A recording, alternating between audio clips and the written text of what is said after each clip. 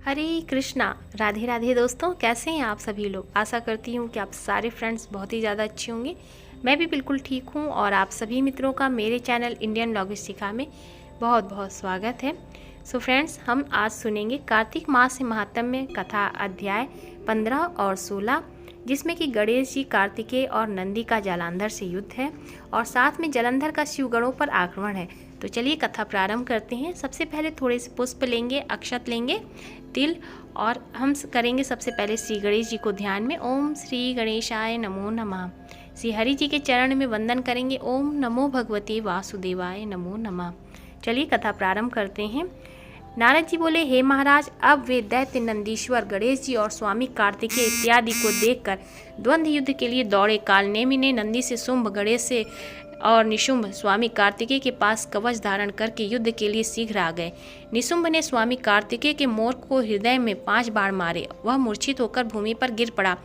क्रोधित हुए कार्तिकेय शक्ति को उठाना ही चाहते थे कि इतने में निशुंभ ने अपनी शक्ति से उनकी शक्ति को काट दिया। नंदीश्वर ने सहस्रों बाणों से कालनेमि को भेद कर 7 बाणों से उसके घोड़ा, पताका, धनुष और सारथी को काट दिया। तब कालनेमि ने भी क्रोध करके नंदी के धनुष को काट दिया। फिर नंदी ने कालनेमि की छाती में त्रिशूल मारकर कालनेमि को नीचे गिरा दिया।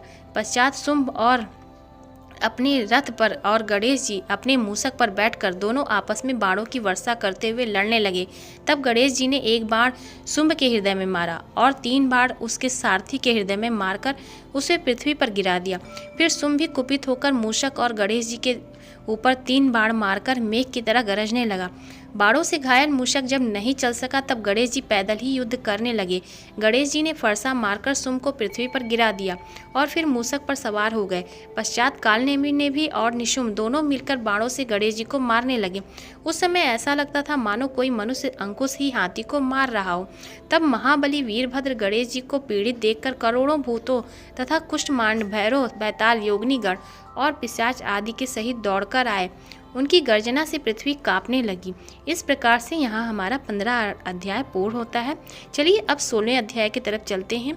नारद जी बोले, हे राजन, शिवगणों के भीषण आक्रमण से जालंधर ने अपनी सेना को छिन्न भिन्न होता हुआ देखा तो वह बड़ी लंबी ध्वजा वाले रथ में बैठकर समर भूमि में शिवगणों के सम्मुख आया। दोनों तरफ से हाथी, रथ, घोड़ा, शंख, भेरी आदि के शब्द सिंहनाद की भांति होने लगे। जालंधर के बाणों से पृथ्वी इस तरह ढक गई जैसे आकाश के कोहरे से ढक जाता है। जालंधर 5 बाण गणेश जी के, 9 बाण नंदी के और 20 बाण वीरभद्र को मारकर मेघ की तरह गरजने लगा। तब कार्तिकेय ने एक शक्ति दैत्य को मारी, जिसके प्रहार से दैत्य का चित्त व्याकुल हो गया और वह घूमने लगा। फिर जालंधर ने क्रोध में आकर गदा लेकर स्वामी कार्तिकेय को मारा। गदा के लगने से वे भूमि पर गिर पड़े। इस तरह उसने नंदी को भी पृथ्वी पर गिरा दिया। तब गणेश जी ने क्रोध कर अपने फरसा से उसकी गदा काट दी। वीरभद्र ने 3 बाण दैत्य को मारे और 7 बाण उसके रथ को चूर्ण कर घोड़ा मार गिराए और ध्वजा, धनुष और छत्र काट दिए। फिर दैत्यराज ने अपनी भयंकर शक्ति गणेश जी के ऊपर चलाई और उनको भूमि पर गिरा दिया। तत्पश्चात वह दूसरे रथ में बैठकर वीरभद्र के पास आया। सूर्य के समान तेज वाले दोनों महावीर आपस में लड़ने लगे। वीरभद्र ने अपने बाणों से उसके रथ को घोड़े मारकर गिरा दिए और धनुष काट दिया। यह देख जालंधर परिध लेकर मारने के लिए दौड़ा। नारद जी बोले, उस समय दैत्य ने वह परिध वीरभद्र के मस्तक पर दे मारा, जिससे वीरभद्र के मस्तक से फूटने पर रक्त बहने लगा और वह पृथ्वी पर गिर पड़ा। ओम नमो भगवते वासुदेवाय नमो नमः। श्री हरि विष्णु भगवान की जय। इस प्रकार से यहाँ पर हमारा 15 और 16 अध्याय पूर्ण होता है।